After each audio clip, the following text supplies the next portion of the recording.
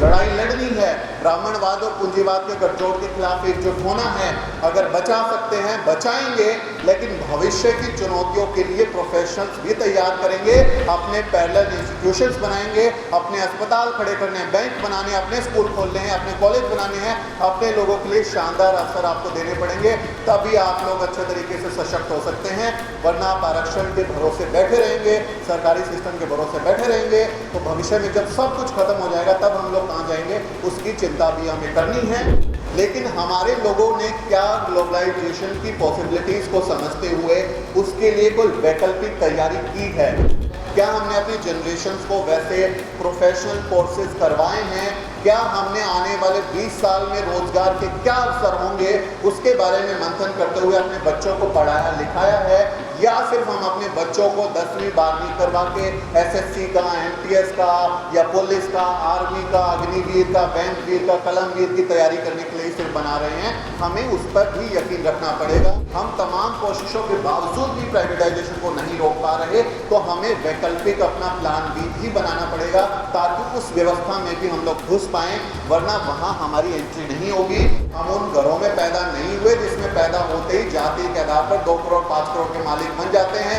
जमीनें होती हैं, उद्योग होते हैं, संपत्ति होती है। हमें तो मेहनत करनी है, मेहनतकश तबके के लोग हैं, तो हमें अपने आप को उसमें भी देखना पड़ेगा कि हम आने वाले भविष्य के जो रोजगार हैं उसके लिए अपने लोगों को तैयार कर सकें। सुंदर पिचाई है, अल्फाबेट नाम की कंपनी है, गूगल जिसे आप लोग कहते हैं, गूगल कंपनी के सीईओ हैं, तमिल ब्राह्मण हैं, भारत के हैं, हमारे हाथ में नहीं हैं। आप देखेंगे पराग अग्रवाल ट्विटर के हैं। जिन लोगों के मैंने नाम लिए सारे सवर्ण हैं। हमारा कोई आदमी उस पोस्ट पर क्यों नहीं पहुंच पा रहा है? उस प्राइवेट वर्ल्ड में, उस कॉर्पोरेट में हमारे लोग क्यों नहीं पहुंच पा रहे हैं? कि भारत में तो बिजनेस जो है वो पीढ़ियों से चलता आ रहा है ना, जाति के हिसाब से। एक जाति को ही सारा व्यापार करना था, तो उनको तो बहुत अनुभव है सदियों का। हम लोग अभी नए लोग सीख रहे हैं, उनको चिंता ही नहीं हो रही है। उनको ये हो रही है हमारा बच्चा 10वीं 12वीं पास करेगा, भगाओ इसको, सुबह सुबह मिलिट्री में भर्ती कराएंगे, उससे भी आगे बढ़ना पड़ेगा।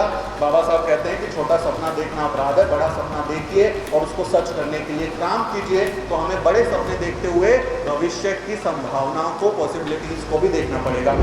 क्या हम लोग आर्टिफिशियल इंटेलिजेंस के लिए काम कर रहे हैं? क्या हमारे लोग उसकी पढ़ाई लिखाई कर रहे हैं, प्रोफेशनल्स बन रहे हैं? क्या हम मशीन लर्निंग के लिए काम कर रहे हैं? मशीन लर्निंग बहुत शानदार उभरता हुआ करियर है।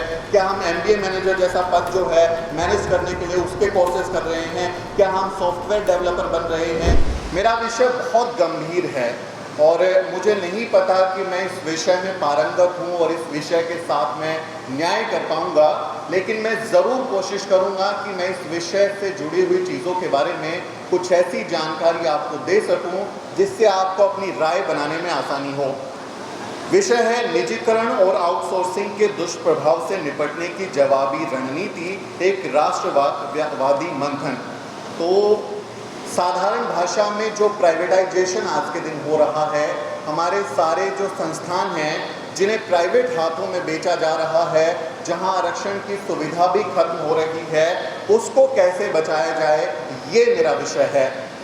बाबा साहब डॉक्टर अंबेडकर के जीवन के बहुत सारे आयाम हैं, उनकी अलग अलग पर्सनैलिटी में कई आयाम जुड़ते हैं, जिनमें एक शानदार अर्थशास्त्री की भूमिका भी है जो अपनी पीएचडी थीसिस करते हैं लंदन स्कूल ऑफ इकोनॉमिक्स से और भारत में रुपए की समस्या पर अध्ययन करते हैं। शानदार अपनी अर्थनीति और अपना थीसिस पेश करते हैं और जब भारत का संविधान बनाते हुए संविधान वो सौंपते हैं संविधान सभा को, तो बाबा साहब डॉक्टर अंबेडकर कहते हैं कि भारत जो है वो नेशन इन मेकिंग है।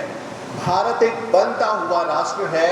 ये कभी एक राष्ट्र था ही नहीं, ये कभी एक ऐसा देश नहीं था जहाँ के रहने वाले सभी लोग बहुत शानदार तरीके से मिलजुल कर अच्छे तरीके से रह रहे थे, बल्कि ये समाज सैकड़ों हजारों जातियों में बटा हुआ था, जहाँ जन्म और जाति के आधार पर लोगों के काम बटे हुए थे।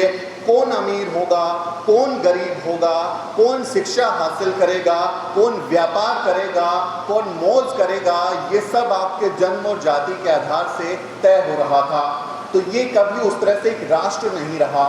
जब बाबा साहब डॉक्टर अंबेडकर ने संविधान सभा को अपना संविधान सौंपा, तो उन्होंने कहा कि हम अब एक ऐसे दौर में प्रवेश कर रहे हैं जहां पर हमारे जो क्लैशेस होंगे, हमारे टकराव होंगे, हमारा हितों का टकराव होगा, और उस दौर में हमें एक राष्ट्र के तौर पर अपने आप को साबित करना होगा, ये हमारी परीक्षा होगी।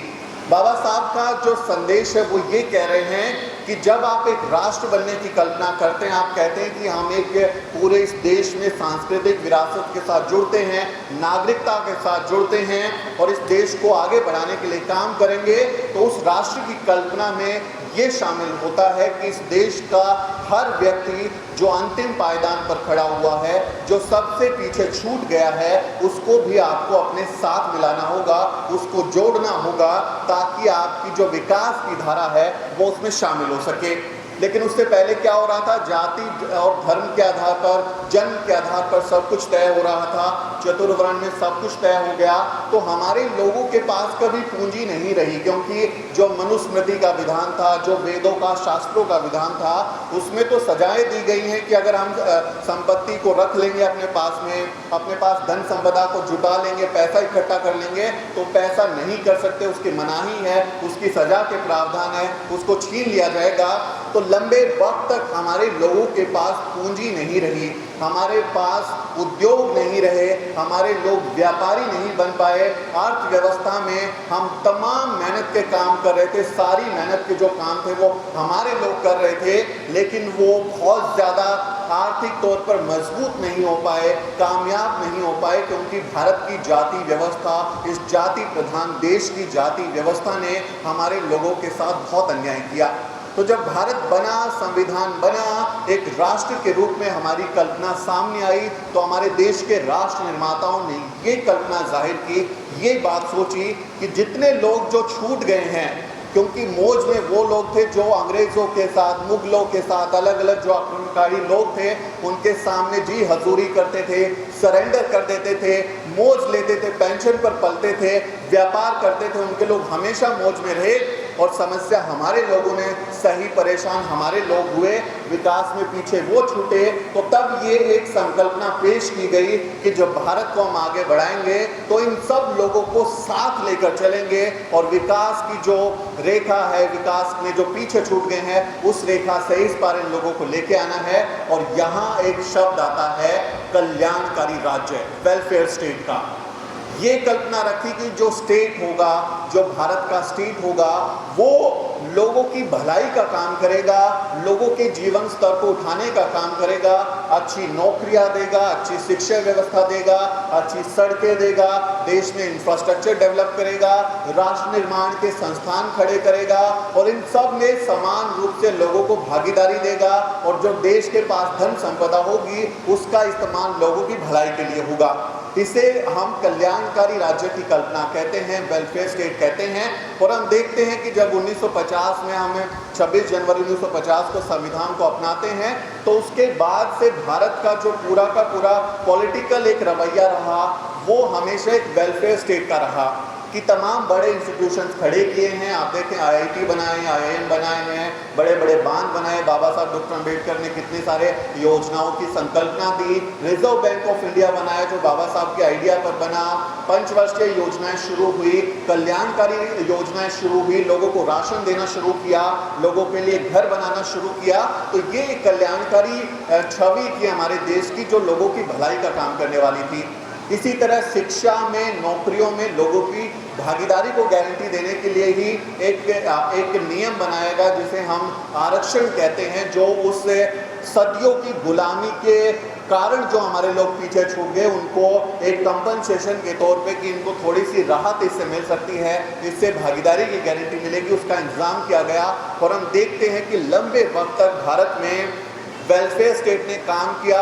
आरक्षण की वजह से बहुत सारे हमारे लोग जो हैं वो नौकरियों में आए, बहुत लेट आए, अच्छी नौकरियों पे कम लोग जो जा पाए, ग्रुप डी, ग्रुप सी की नौकरियों पे मिले, लेकिन उससे बहुत सारे लोगों के अंदर कॉन्फिडेंस आया, उनकी आर्थिक स्थिति थोड़ी बेहतर हुई, उन लोगों ने अपने आप को संभाला और अपने परिवार को किसी ना किसी तरीके से इस लायक बनाया कि वो उस व्यवस्था से, उस दुराचार से, उस खराब हालत से निकल कर मुख्य धारा में शामिल हो सकें। मैं आपको अपना उदाहरण दूं, मेरे जो दादा थे वो चमड़ा छीलकर जूतियाँ बनाते थे, वो जूते बनाने का काम करते थे। मेरे पिताजी ने बहुत मुश्किल से 8वीं क्लास पास की और 8वीं क्लास पास करने के बाद उन्हें चपरासी की नौकरी मिली। चपरासी की नौकरी मिली तो वो आरक्षण की वजह से मिली, जिसके लिए हम हमेशा अपने पुरखों का आभारी रहेंगे कि उन्होंने हमें वो मौका दिया। और उस आरक्षण की वजह से जो नौकरी मिली थी उससे हमारी ज़िंदगी के हालात सुधरे, हम थोड़ा बेहतर स्थिति में आए। और फिर जैसा आप जानते हैं हमारे समाज के लोग जब बेहतर स्थिति में आ जाते हैं तो दारू पी के नशा करके अपने आप को बर्बाद कर लेते हैं। ऐसे ही मेरे पिता ने भी किया, शराब भी अपने आप को ख़त्म कर लिया, शराब की वजह से उनकी जो है ज़िंदगी चली गई। लेकिन उनकी जो नौकरी थी वो मेरी माँ को मिल गई। मेरी माँ चपरासी की नौकरी करती हैं, वही चपरासी की नौकरी मेरी माँ को मिल गई। और उस चपरासी की नौकरी ने आज मुझे इस लायक बनाया कि मैं देश के बड़े बड़े संस्थानों में पढ़ पाया, बड़ी बड़ी जगह काम कर पाया, 4 बड़े न्यूज़ चैनल्स में मैंने काम किया। और आज पूरी दुनिया में हम अपने समाज के लिए आवाज़ उठा सकते हैं और जो कहते हैं कि हमें मेरिट नहीं होती उनकी आँख में आँख डालकर सवाल कर सकते हैं, उनको जवाब दे सकते हैं। ये हुआ सिर्फ एक वजह से कि हमारे पुरखों ने हमें गारंटी दी थी आरक्षण की कि जब इस देश को चलाने का काम आएगा तो आपकी भी यहाँ पर कुर्सी होगी और उस कुर्सी पर कोई और नहीं बैठ सकता। तो वो हम एक कल्याणकारी राज्य की संकल्पना देखते हैं जिसमें हमें फ़ायदे मिले, हमारे लोगों को बहुत सारे फ़ायदे मिले। तमाम इंस्टीट्यूशंस देश को बनाने के जो बड़े बड़े संस्थान हैं वो खड़े हुए। इस दौरान हमारे देश ने काफ़ी तरक्की भी की, तमाम हम लोगों ने अपने कहीं कि देश को आगे बढ़ाने का काम किया। वो बात और है कि हमारी स्थिति में कोई बहुत आमूलचूल परिवर्तन नहीं आया, लेकिन उसके सकारात्मक बदलाव ज़रूर हैं। आप जैसा middle class, upper middle class, lower middle class एक बड़ा तबका हमारा बन पाया, चूँकि हमारा एक वेलफेयर स्टेट था जो काम कर रहा था। हम लोग सरकारी स्कूल में पढ़ पाए क्योंकि वहाँ फीस नहीं लगती थी, हमको सूखा राशन मिलता था, 1 किलो 2 किलो गेहूँ चावल मिलता था, मिड डे मील में खाना मिलता था, वजीफ़ा मिलता था कि हमको जो है वर्दी के लिए पैसा मिल जाए, हमारी फ़ीस माफ़ हो जाती थी। कभी अच्छा आपने परफॉर्म किया तो आपको 5-10 हज़ार 2,000 रुपये की स्कॉलरशिप भी मिल जाती थी, तो हम लोग पढ़ पाए। अगर ये व्यवस्थाएं खत्म हो जाती हैं, ये व्यवस्थाएं नहीं रहती हैं, तो हम कैसे पढ़ पाएंगे, हमारे लोग आगे कैसे आ पाएंगे और उस व्यवस्था में जो उनके साथ अन्याय करती है उसका मुकाबला कैसे कर पाएंगे। तो मैं बहुत साधारण शब्दों में आपको समझाने की कोशिश कर रहा हूँ कि प्राइवेटाइजेशन असल में हुआ क्या है, प्राइवेटाइजेशन की वजह से क्या हुआ। जब प्राइवेटाइजेशन हुआ तो तमाम आप देखते हैं कि खासकर ये पिछले 90 के दौर की जब बात करें, जब ग्लोबलाइजेशन की बात होती है, गेट से और तमाम वर्ल्ड बैंक से लोन लेने का एक दौर शुरू होता है और उसके बाद तमाम जो हमारे राष्ट्रीय संस्थान से उनकी सेल लगा दी गई है कि जैसे ठेले पर सब्जियां लेके आप लोग निकलते हैं, आलू ले लो, टिंडा ले लो, टमाटर ले लो। आजकल हमारे ऐसे संस्थानों की सेल लगी हुई है कि वो रेडी पर एक सेल्समैन लेकर उनको निकला है जिसमें तमाम हमारे संस्थान ने गेल भेल सब उसमें रख दिया है और बेच रहा है कि ये ले लो, अपने दोस्तों को ये ले लो, ऐसे बेच रहे हैं। ऐसे ही हमारी शिक्षा व्यवस्था को भी उन्होंने बेच दिया। अब जब प्राइवेटाइजेशन हुआ, तमाम इंस्टीट्यूशंस जिनके प्राइवेटाइजेशन हुए हैं उसमें से मैं कुछ नाम आपको बता रहा हूँ। ये भारत सरकार के मंत्री, वित्त राज्य मंत्री थे पिछली सरकार में और फिर अभी भी फिलहाल मंत्री हैं अनुराग ठाकुर। इन्होंने भारत की संसद में ये जवाब दिया कि कौन कौन से इन्होंने कंपनियां बेच दी हैं। मैं बस कुछ नाम आपको गिनाऊंगा ताकि आपको अंदाजा हो सके कि जो सेल्समैन टोकरी लेके निकला है, गठरी लेके निकला है, वो कैसे चीज़ों को बेच रहा है। स्कूटर्स इंडिया लिमिटेड बेच दिया, bridge and roof company India limited बेच दिया, हिंदुस्तान न्यूज प्रिंट लिमिटेड बेच दिया, Bharat pumps and compressors limited बेच दिया, cement corporation of India limited बेच दिया, सेंट्रल इलेक्ट्रॉनिक्स लिमिटेड बेच दिया, भारत अर्थ मूवर्स लिमिटेड बेच दिया, फेरो स्क्रैप निगम बेच दिया, पवन हंस लिमिटेड हेलीकॉप्टर बनाने वाली कंपनी थी, चलाती थी हेलीकॉप्टर को, उसको बेच दिया। एयर इंडिया कह रहे थे कि हवाई चप्पल वाले को हवाई जहाज में बिठाएंगे, एयर इंडिया बेच दिया। HL लाइफ केयर ये बेच दिया, हिंदुस्तान एंटीबायोटिक्स लिमिटेड वो बेच दिया, शिपिंग कॉर्पोरेशन ऑफ इंडिया सब कुछ बेच दिया, Bengal chemicals and pharmaceutical limited वो भी बेच दिया। आप देखेंगे नीलांचल इस्पात निगम लिमिटेड कितनी शानदार एक संस्था थी जो हमारे लिए इस्पात का काम करती थी, उसको बेच दिया। हिंदुस्तान प्री फेबरी लिमिटेड ये भी बेच दिया, इंजीनियर्स प्रोजेक्ट इंडिया लिमिटेड बेच दिया, भारत पेट्रोलियम कॉर्पोरेशन बेच दिया, कंटेनर कॉर्पोरेशन ऑफ इंडिया बेच दिया, NMDC का नागरन स्टील प्लांट बेच दिया, सेल का जो Durgapur Kanpur alloy steel plant है, स्लेम स्टील प्लांट है, भद्रावती यूनिट है, उसको बेच दिया। THDC इंडिया लिमिटेड है, इनको बेच दिया। Indian medicine and pharmaceutical corporation limited बेच दिया। कर्नाटक एंटीबायोटिक्स बेच दिया। इंडियन टूरिज्म डेवलपमेंट कॉर्पोरेशन बेच दिया। North eastern electric power corporation limited बेच दिया। Project and development India limited बेच दिया। कामजार पोर्ट बेच दिया। ये वो संस्थान है जो भारत सरकार बेच चुकी है या जिनकी लाइन अभी लगी हुई है, जिनको सरकार बेचने वाली है। ये सिर्फ 30 नाम मैंने बताए हैं। ऐसे करीब 300 इंस्टीट्यूशंस है भारत के जिन्हें सरकार बेचने की तैयारी में है और डीमोनेटाइजेशन, विनिवेश के नाम पर वो उनको बेचा जा रहा है। अब यहाँ बेचने के बाद नुकसान क्या है वो मैं आपको बताता हूँ। मेरे पिता चपरासी की नौकरी कर रहे थे, आरक्षण की वजह से उनको वो नौकरी मिली। उनकी मौत हुई तो उसकी वजह से मेरी माँ को नौकरी मिली और उस नौकरी की वजह से मेरी आज ये इस काबिल में हो पाया कि आप लोग इतने लोग मुझे सुनने के लिए आए हैं, मैं बोल पा रहा हूँ। अगर प्राइवेट नौकरी रहती है, मेरे पिता की मौत के बाद मेरी माँ को नौकरी नहीं मिलेगी, मेरे पिता के मौत के बाद मेरी माँ को पेंशन नहीं मिलेगी, परिवार के भरण पोषण के लिए कोई कंपनसेशन नहीं मिलेगा। पुरानी पेंशन स्कीम को बंद कर दिया। जो डिपेंडेंट्स होते थे उनके लिए नौकरी की व्यवस्था थी वो खत्म कर दिया। अब किसी को नौकरी नहीं मिलती है। जो तमाम तरीके की सुविधाएं, मेडिकल की सुविधाएं मिलती थी, आजकल कहते हैं इंश्योरेंस करा लीजिए, मेडिक्लेम ले लीजिए, लेकिन सरकारी तौर पर मेडिक्लेम सुविधा खत्म हो गई है। जो सेविंग्स हो जाती थी किसी बहाने, उनको खत्म कर दिया गया है। तो निजीकरण की सबसे बड़ी समस्या जो मुझे नजर आती है वो ये है कि यदि किसी के बाप माँ के साथ, परिवार के साथ इस तरह का हादसा प्राइवेट नौकरी में होता है, वो बच्चा मेरी तरह यहाँ खड़ा नहीं हो पाएगा, बल्कि किसी फैक्ट्री में जाके काम कर रहा होगा, वो किसी खेत में काम करने के लिए मजबूर होगा, क्योंकि शायद उसके पास वो साधन नहीं होंगे जो उस रिजर्वेशन की वजह से मिली चपरासी की नौकरी ने उसको जो सुविधाएं दी। भले ही कम नौकरी थी, भले ही छोटी नौकरी थी, भले ही मेहनत ज्यादा करना पड़ता है, कम पैसा मिलता है, लेकिन जीने के लिए कुछ तो साधन अवेलेबल थे। तमाम तरीके के संघर्ष के बावजूद आप पढ़ लिख पा रहे थे, क्योंकि सरकारी स्कूल सिस्टम था। आप सरकारी स्कूल में जाके पढ़ पा रहे थे, आपके माँ बाप छोटी मोटी नौकरी कर रहे थे। जब आप स्कूल से निकले तो आपके सामने सरकारी यूनिवर्सिटी थी। मैं दिल्ली यूनिवर्सिटी से पढ़ाई करके आया हूँ। 10,000 12,000 रुपए की फीस में साल में हमने 1 साल वहाँ पर पढ़ाई की, क्योंकि हमें लगता था शायद हम इतना अफोर्ड कर सकते हैं। आप जाइए, आप अशोका यूनिवर्सिटी में, आप जाइए गलगोटिया यूनिवर्सिटी में, एमिटी यूनिवर्सिटी में BA प्रोग्राम के 1 साल की फीस 15 लाख रुपए है। आप गूगल कीजिए, वेबसाइट खोलिए, BA प्रोग्राम 15 लाख रुपए। इलाहाबाद यूनिवर्सिटी की फीस अभी 400 गुना बढ़ा दी गई है। मैं जिस इंडिया के नंबर 1 जो मास कम्युनिकेशन का स्कूल है, Indian institute of mass communication, मैंने वहाँ से पढ़ाई की। प्रोफेशनल कोर्स है, 1 साल का डिप्लोमा कोर्स है। मैंने 70,000 रुपये उस समय फीस की थी, अभी करीब 1.5 लाख रुपए फीस हो गई है।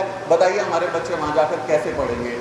ये जो सब कुछ बेचने की जो होड़ लगी है, तमाम सरकारी संस्थानों को, शिक्षा को नई एजुकेशन पॉलिसी के नाम पर प्राइवेट किया जा रहा है।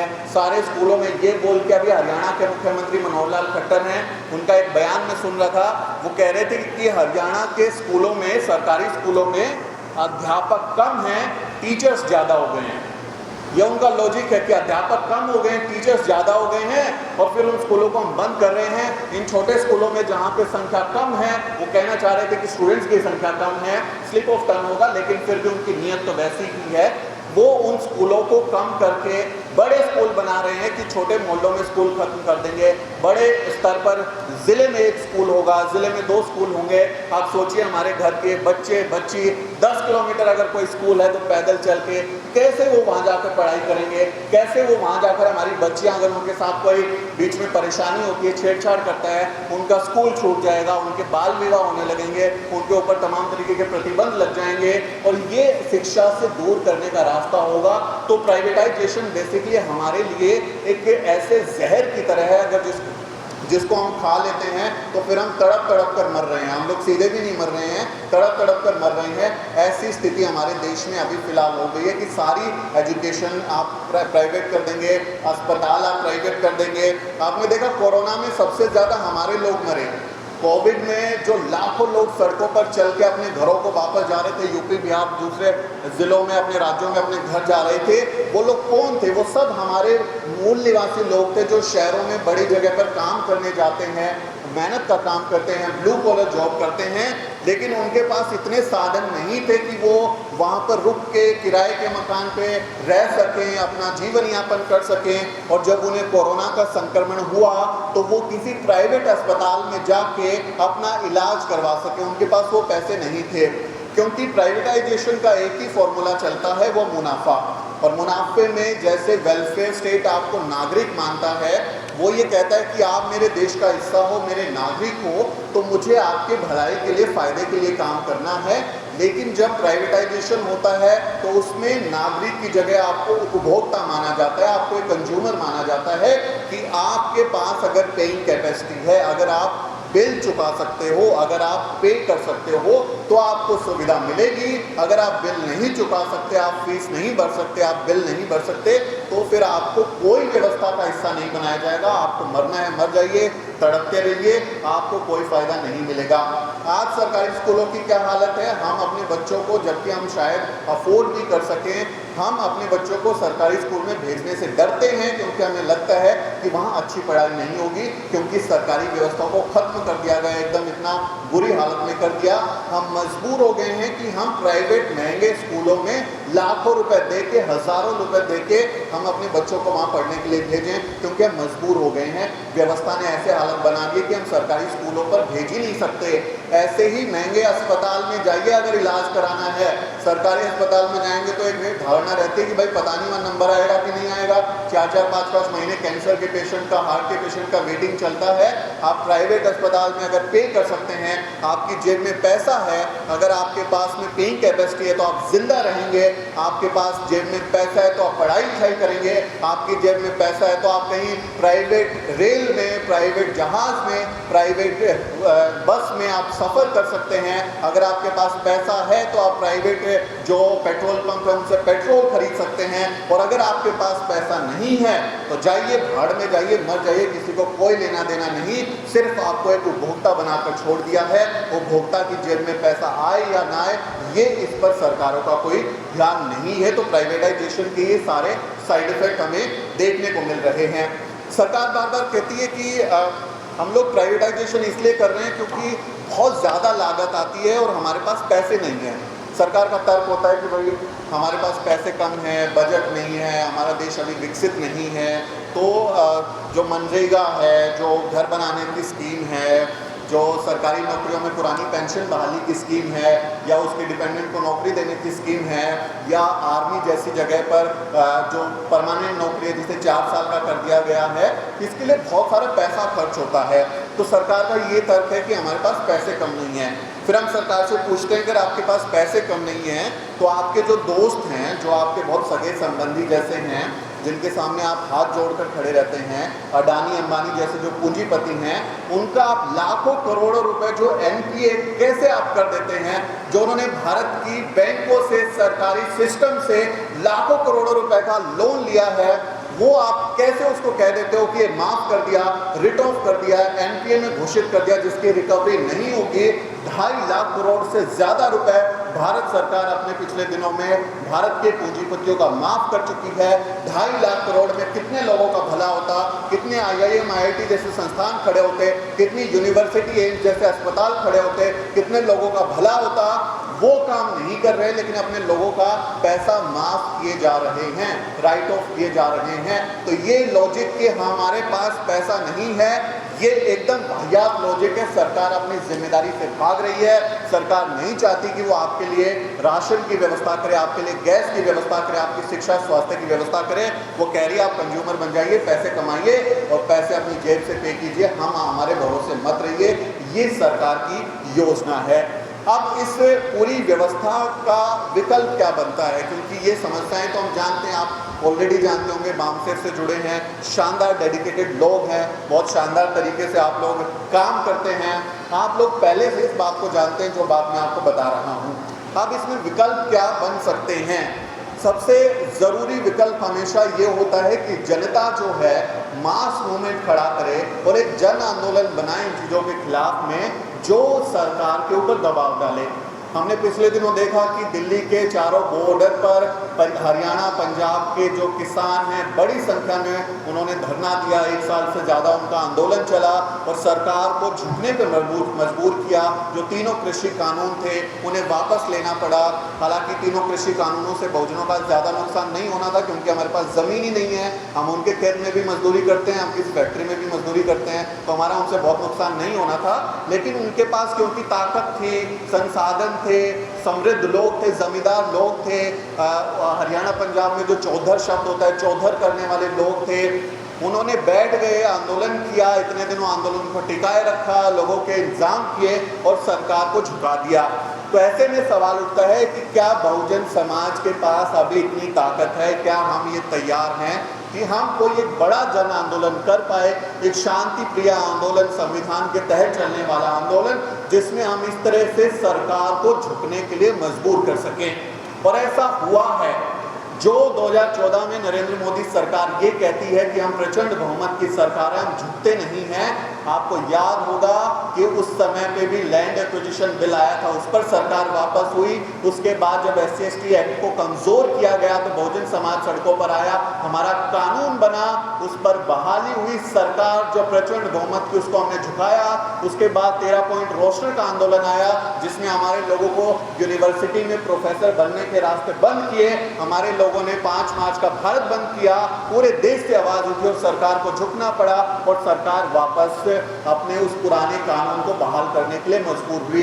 तो हमने किया है, ऐसा नहीं कि नहीं हुआ है, हम लोगों ने भी किया है। ऐसे में जरूरत है कि हम और ज्यादा यूनाइटेड होके, लामबंद होके अपने लोगों को तैयार करें जन आंदोलन के लिए, क्योंकि एकमात्र रास्ता वही है, इसके अलावा कोई रास्ता मुझे ज्यादा नजर नहीं आता। दूसरा रास्ता है, लेकिन वो मुश्किल है। दूसरा रास्ता है पॉलिटिकल लीडरशिप का, पॉलिटिकल पावर का, कि हम सत्ता पर कब्जा करें, हम सत्ता के हमारे पास सत्ता होगी, जब साधन होंगे तो हम मन मुताबिक नीतियाँ बना पाएंगे, हमारी सरकार होगी तो वो हमारे लिए काम करेगी, प्राइवेटाइजेशन पर रोक लगाएगी और हमारे जो लोग हैं उनको ज़्यादा भर्तियाँ देगी, उनके लिए फ़ायदे के लिए काम करेगी। लेकिन आप जानते हैं हमारी पॉलिटिकल लीडरशिप सरेंडर मोड में है, वो सरेंडर कर चुके हैं।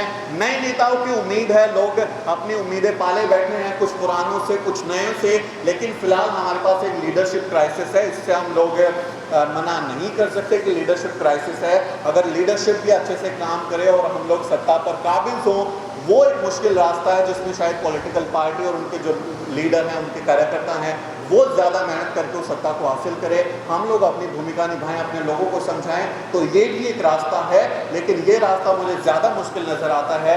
जन आंदोलन तैयार हो, अगर लोग शामिल हों, लोग जाएं, लोगों से मिले, संवाद करें, तो मुमकिन है कि उसका ये रास्ता निकल पाए। एक ऐसा जन आंदोलन प्राइवेटाइजेशन के खिलाफ हो जिससे सरकार को फिर से उस व्यवस्था पर लौटना पड़े जिससे लोगों का भला होता है।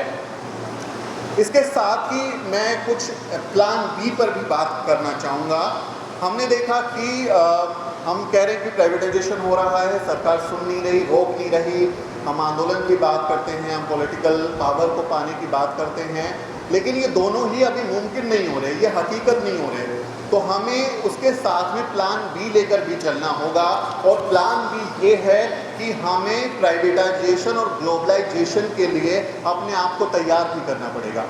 आप देखते हैं 1990 में जब भारत में ग्लोबलाइजेशन शुरू हुआ तो उस समय हमारे लोगों को संस्कृति की दुहाई देके, स्वदेशी की दुहाई देके, स्वदेशी ब्रांड्स और तमाम दुकानदारी की दुहाई देके हमारे लोगों को विरोध प्रदर्शन के लिए लाया गया और ये कहा गया कि ये लोग देश को बेच देंगे। हमारे लोग आंदोलन भी कर रहे थे उसके लिए, आज भी करते हैं। स्वदेशी के नाम का ठेका लेकर कोई बाबा आता है और वो कहता है कि मेरा घी ज़्यादा अच्छा है, इनका विदेशी है, और फिर उसकी घी में मिलावट मिलती है, तो लोग काम कर रहे हैं उस मामले में। लेकिन हमारे लोगों ने क्या ग्लोबलाइजेशन की पॉसिबिलिटीज़ को समझते हुए उसके लिए कोई वैकल्पिक तैयारी की है? आप देखें हमारे लोग यहाँ पे प्रदर्शन कर रहे थे, विरोध कर रहे थे, अपने सरकारी नौकरी की तैयारी कर रहे थे कि मैं 10वीं 12वीं कर लूँ, मिलिट्री में चला जाऊँगा, पुलिस में चला जाऊँगा, कहीं पे ग्रुप डी ग्रुप सी की नौकरी कर लूँगा। लेकिन किसी बड़ी टेक्नोलॉजी की फर्म में जो अमेरिका में बैठी है, लंदन में बैठी है, पेरिस में बैठी है, वहाँ के किसी बड़े संस्थान में काम मेरे को कैसे मिलेगा? क्या हमने अपनी जनरेशन को वैसी पढ़ाई लिखाई करवाई है? क्या हमने अपनी जनरेशन को वैसे प्रोफेशनल कोर्सेज करवाए हैं?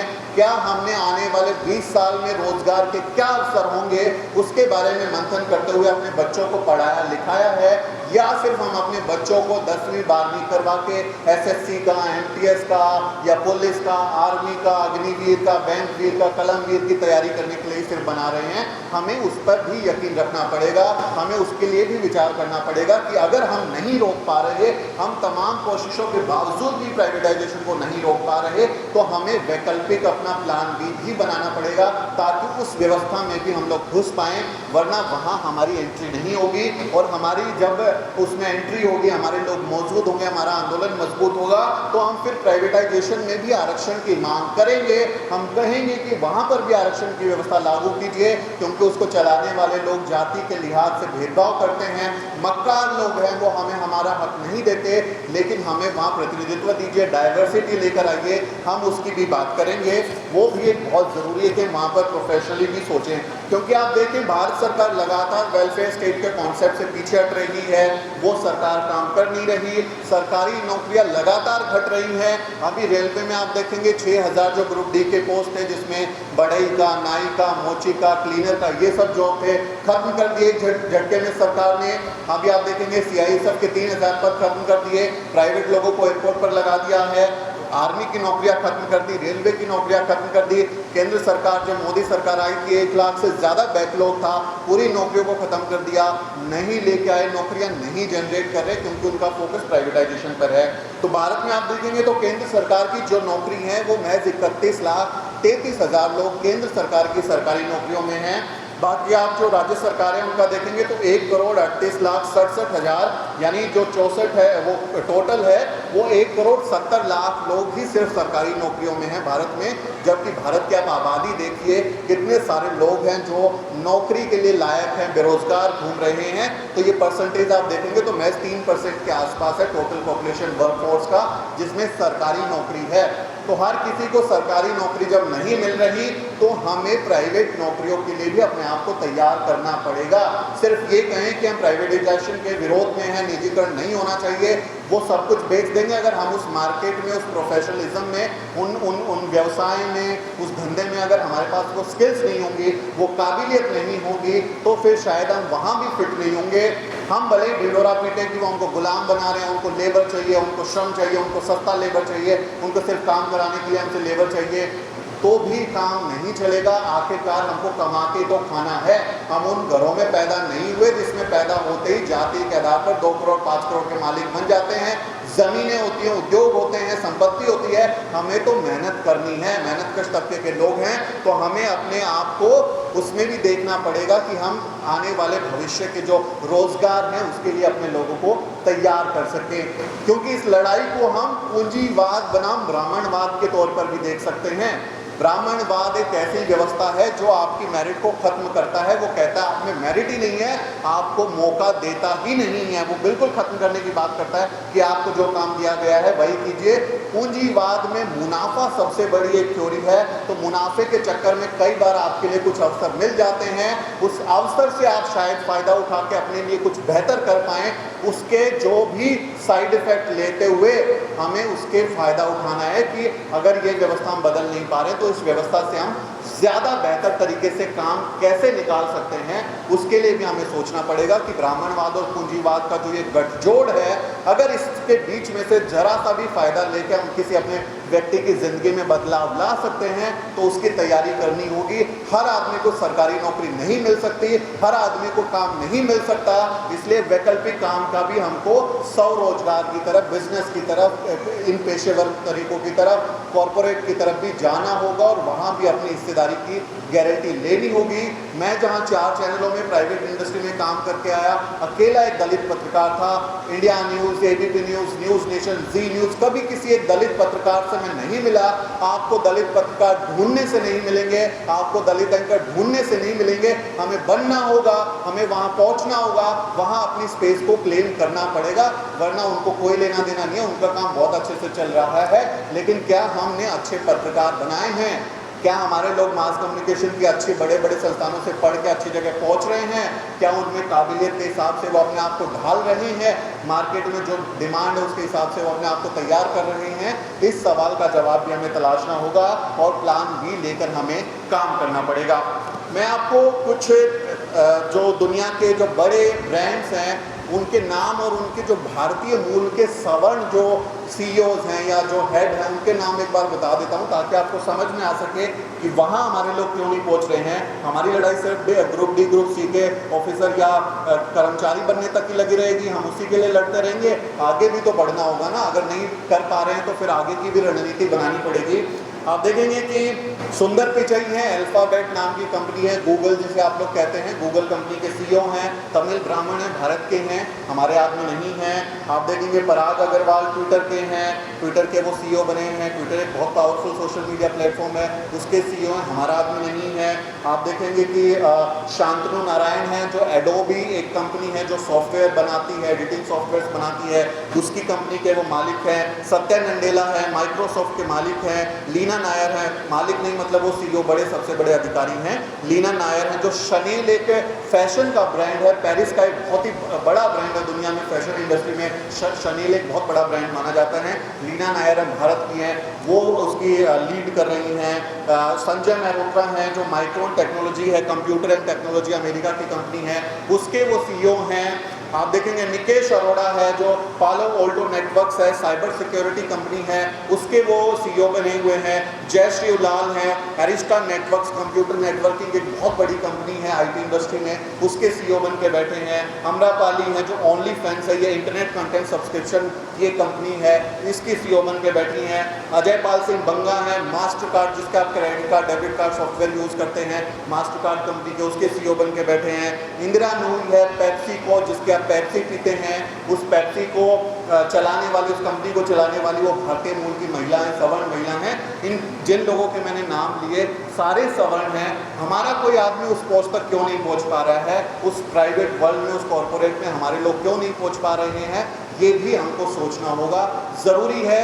और क्योंकि तमाम चुनौती उधर से भी है, नहीं बढ़ने देते कॉर्पोरेट में हमारे लोगों को, हमें सस्ता लोन नहीं मिलता, हमारे पास शायद उतने बिजनेस आइडिया नहीं है, क्योंकि भारत में तो बिजनेस जो है वो पीढ़ियों से चलता आ रहा है ना, जाति के हिसाब से। एक जाति को ही सारा व्यापार करना था तो उनको तो बहुत अनुभव है सदियों का। हम लोग अभी नए लोग सीख रहे हैं, लेकिन हमें सीखना पड़ेगा और हमें कोशिश करनी पड़ेगी कि हम आने वाले भविष्य की जो चुनौतियां हैं, जो कॉर्पोरेट की भी चुनौतियां हैं, उसकी तरफ भी ध्यान दें। आरक्षण जितना बचा सकते हैं, सरकारी सिस्टम को जितना बचा सकते हैं उतना बचाना है, लेकिन उसके साथ साथ हमें ये भी तैयारी करनी है कि अगर वो नहीं बच पा रहा है तमाम कोशिशों के बावजूद, तब भी क्या हमको उसमें सर्वाइव करना है, हमें उसमें रहना है। तो रहेंगे कैसे जब हम उसकी तैयारी करेंगे, ये मेरी चिंता का एक ज़रूरी पहलू है। मैं आपको 10 ऐसे करियर बता रहा हूँ क्योंकि मुझे अपने युवाओं की चिंता होती है। और हो सकता है लोग मुझे ये कहें कि ये तो बहुत कॉरपोरेट दुनिया से प्रभावित व्यक्ति है और पूंजीवाद से प्रभावित व्यक्ति, पता नहीं कैसी बातें बोल रहा है, लेकिन क्योंकि मैं कॉर्पोरेट वर्ल्ड में काम किया है, जानता हूँ और अपने युवा साथियों की चिंता करता हूँ जो 4 साल के लिए वहाँ पर अग्निवीर ना बन के आए, वो 4 साल का कोई कलमवीर बन के टीचर ना बने, वो बैंकवीर ना बने 4 साल के लिए, उसकी भी चिंताएं मुझे करनी है। तो मैं 10 करियर के ऑप्शन ऐसे बता रहा हूँ जो शायद हमारे लोग सोच भी नहीं रहे हैं, उनको चिंता ही नहीं हो रही है। उनको ये हो रही है हमारा बच्चा 10वीं 12वीं पास करेगा, भगाओ इसको, सुबह सुबह मिलिट्री में भर्ती कराएंगे, उससे भी आगे बढ़ना पड़ेगा। बाबा साहब कहते हैं कि छोटा सपना देखना अपराध है, बड़ा सपना देखिए और उसको सच करने के लिए काम कीजिए। तो हमें बड़े सपने देखते हुए भविष्य की संभावनाओं को, पॉसिबिलिटीज को भी देखना पड़ेगा। 10 जो फ्यूचर करियर हैं उस पर मैं बात कर रहा हूँ। डेटा साइंटिस्ट, आज देखेंगे पूरी दुनिया में डेटा एक सबसे ज़रूरी चीज़ बन गई है। आप कहाँ जाते हैं, आपका नाम, आपकी उम्र, आपकी हेल्थ के अपडेट, आपका मोबाइल नंबर, आपका ईमेल आईडी, आपकी जो हेल्थ हिस्ट्री है, ये सब डेटा रिकॉर्ड होता है। आप कहीं पे भी सामान खरीदने जाइए, वो मोबाइल नंबर मांगता है आपका, बिल करने से पहले आप जैसे ही मांगेगा आपके आसपास के आपको एड्स आने लगेंगे, आपको चीज़ें भेज देते हैं, क्योंकि वो डेटा का खिलाड़ी है। डेटा से भारत में, दुनिया में डेटा से बहुत सारे रोजगार अवसर जो हैं वो उपलब्ध हो रहे हैं। तो डेटा साइंटिस्ट की भी एक संभावना है कि भविष्य का रोजगार है वो हम लोगों को करना चाहिए। डेटा एनालिस्ट जो हैं, जो उस डेटा को एनालिसिस करके अलग अलग तरीके से इस्तेमाल करने की बात करते हैं। आप देखेंगे इंटरनेट की दुनिया में इतने ज़ेराबाइट का डेटा है, इतना सब कुछ डेटा इकट्ठा हो गया है, उसके अध्ययन के लिए भी लोग चाहिए, उसमें बाइफिकेशन के लिए भी लोग चाहिए। वो भी एक उभरता हुआ रोजगार है, उस पर भी ध्यान देना चाहिए। आप देखें ब्लॉकचेन डेवलपर एक बहुत शानदार एक उभरता हुआ रोजगार का अवसर है। आज तक तो आप लोग जो है वो रुपए नकदी में कैश लेन देन करते थे, फिर इंटरनेट बैंकिंग आ गया, तो आजकल आप एक खाते से तुरंत दूसरे खाते में पैसा दे रहे हैं। अब क्रिप्टो करेंसी की बात होती है, जो डिजिटल करेंसी है कि आप पैसे का लेना देना ही नहीं है, क्रिप्टो करेंसी बनेगी, उसी से सारा का सारा लेन देन होगा। दुनिया के कई देशों में उसे मान्यता मिली है। भारत सरकार ने भी उस पर मान्यता नहीं दी, लेकिन टैक्स का प्रोविजन दे दिया है। अजीब भारत सरकार के लॉजिक होते हैं। तो क्रिप्टो करेंसी से जुड़ी हुई अध्ययन पढ़ाई लिखाई पर भी हमें ध्यान देना होगा। ज़रूरी है कि हम उसके लिए भी अपने आप को तैयार करें। डिजिटल मार्केटिंग के बहुत सारे आजकल अवसर हैं, उस पर भी हमें देखना होगा कि क्या डिजिटल मार्केटिंग के में भी हमारे करियर बन सकते हैं। क्लाउड कंप्यूटिंग प्रोफेशनल क्या हम बन सकते हैं। आपको तमाम वेबसाइट को होस्टिंग करने के लिए क्लाउड होस्टिंग और होस्टिंग के तमाम चीज़ें होती हैं, क्या हमारे लोग उसके बारे में जानते हैं, क्या उसके अच्छे कॉलेज इंस्टीट्यूशंस के बारे में जानते हैं, उसकी पढ़ाई लिखाई कर रहे हैं, उस पर भी हमें ध्यान देना होगा। इसके अलावा आप देखें आर्टिफिशियल इंटेलिजेंस पूरी दुनिया में बढ़ता हुआ एक उद्योग है। आर्टिफिशियल इंटेलिजेंस आपके 10 साल 20 साल 30 साल में आप देखिएगा दुनिया में आर्टिफिशियल इंटेलिजेंस ही बचेगी, बाकी जो इंटेलिजेंस है वो किताबों में रह जाएगी, लेकिन आर्टिफिशियल इंटेलिजेंस जो है वो पूरी दुनिया को रूल करेगी।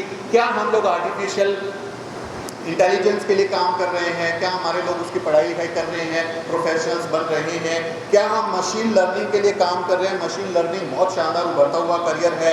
क्या हम MBA मैनेजर जैसा पद जो है मैनेज करने के लिए उसके कोर्सेज कर रहे हैं, क्या हम सॉफ्टवेयर डेवलपर बन रहे हैं, क्या हम बिग डेटा इंजीनियर बन रहे हैं, क्या हम साइबर सिक्योरिटी से जुड़ी हुई पढ़ाई लिखाई करके करियर बना रहे हैं। दुनिया भर में ऑनलाइन चीज़ें हो रही हैं, तो साइबर सिक्योरिटी बहुत बड़ा एक उद्योग है, व्यापार का केंद्र है, बड़ा बिजनेस है। क्या हमारे लोग साइबर सिक्योरिटी एक्सपर्ट बन के वहाँ नौकरियाँ हासिल कर पा रहे हैं।